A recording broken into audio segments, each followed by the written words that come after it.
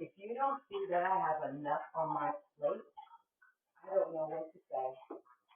Set boundaries. This is too much. You never take accountability for anything. I'm in therapy, and I see a whole different picture here, and I'm not dealing with this. That is some footage that I have from my motion camera in my kitchen that I was confronting my mom about the comment she made prior to taking a shower, saying that she was, not that I cared, but she was going to take a shower and then look into changing her flight and come back at another time when I was not mad at her or when I'm not mad at her. I confronted her after she took her shower, and then I said, and I'm not sure if you can hear it clearly on the video, but um, if you can't see that I have my hands full, I don't know what to tell you, because I have 3 kids. I have 2 daughters that are both on the spectrum, the autism spectrum. And she can see firsthand, anybody can see firsthand, like how occupied I am with my kids and how present I have to be at every moment when we take them out places and to even do fun things with them. Sometimes my children, it's like sensory overload and the place might be too noisy and all of that. So I'm always running behind them.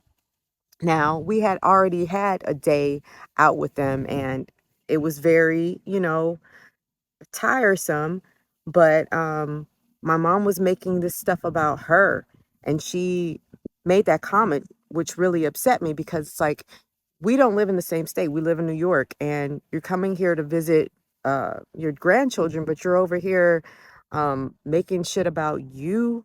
You want to leave and try to get me upset, which worked, because I got pissed off. Like, don't come and then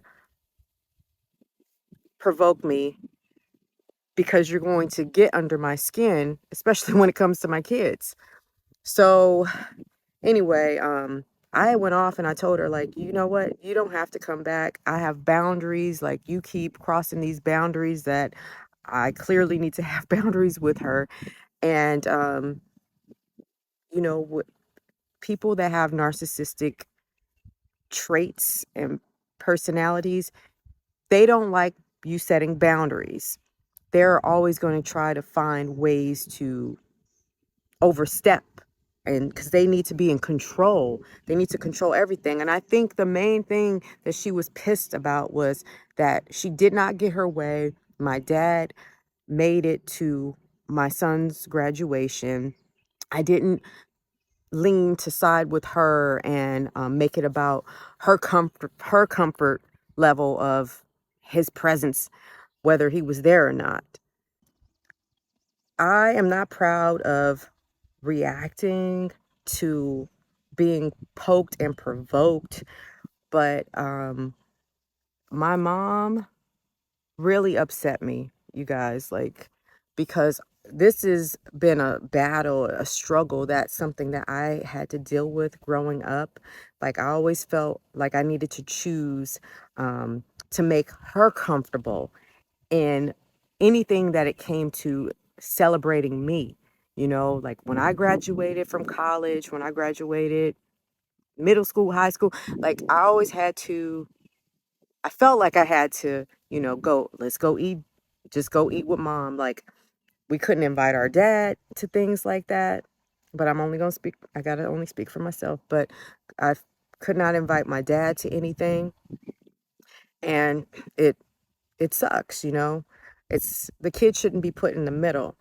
So becoming a parent is when we see, like, wow, we have a choice. Are we going to continue on with our hurt and our pain and force that into our kids' life, put them in the middle of this shit and make them feel like they need to choose sides?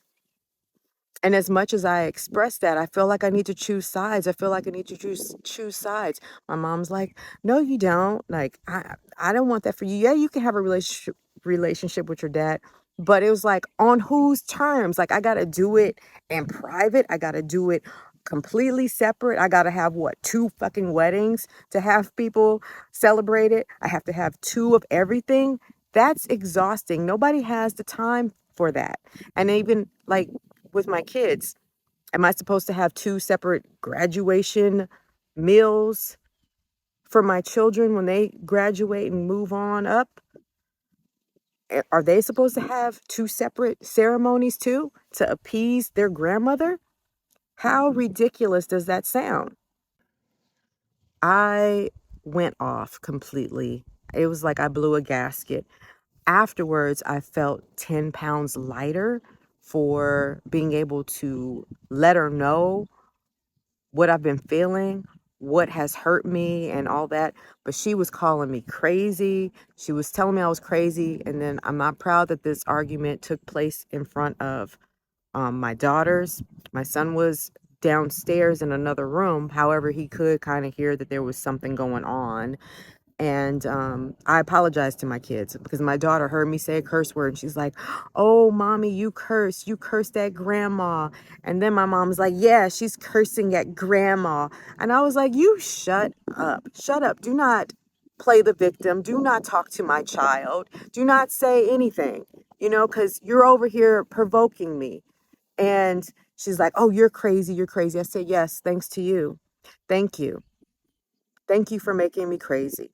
This is why I'm in therapy, thanks to you." I said, "You don't know how your actions have affected me, how they hurt me. And I need therapy for that shit. You allowed so many things to happen." And I brought up stuff that hurt me with my brother because she's never come to my defense. I was like, "You never had my back. You never defended me." There was stuff she allowed him to just completely ignore us when we would come visit. And he even ignored my son, who was an innocent child from the first 6 years of his life. And she tried to make excuses for that shit. Like, "Oh, well, he was in a bad place. He was depressed." Well, guess what? When I was depressed, when I was sad, she told me go ahead and kill myself. Like, she has no empathy or understanding for my struggles, my pains, my hurts. I get ripped a new one. I don't get any empathy from her, but I can see a distant empathy she has when we're watching the news. She's like, "Oh, oh, oh," all torn up and pretending to be like understanding of other people. She completely has no clue who they are. She doesn't know them, but she puts on a empathetic front.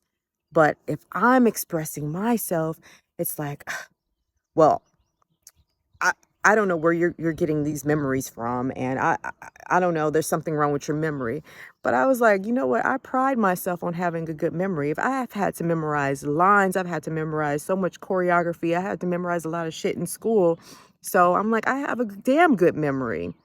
Don't gaslight me. Stop trying to gaslight. I was like, you're deflecting things, and I just laid it all out for the most part. I mean, because there was some stuff that I couldn't even scratch the surface of, with all the tension and then the deflecting and trying to get back on topic and then bringing up stuff about my husband. Like, well, your husband, when he came the last time to visit and he treated us all bad. And it's just like, wait a second. You excuse the behavior of your grown ass son and treating my son like he didn't exist, making excuses for that. I was like, you're treating him like he's the child when my child was being ignored in your home. You let that shit go on in your home and you said nothing about it. I was like, you don't think that that was going to have a fucking effect on me? That wasn't going to hurt me? Mm-mm. So I told her, I said, if you want to leave, go. By all means, goodbye. And you don't ever have to come back because this is some toxic shit. And I don't want this for my kids. I divorced my ex so that we're not arguing, that I'm not going to be upset and I'm not going to argue and he's not going to fucking gaslight me every single time he decides he wants to tiptoe out of here and run the fucking streets with his friends and party all night long and not come home and get videos of women in bed with him or instant messages and all kind of stuff on social media. Like, no, that's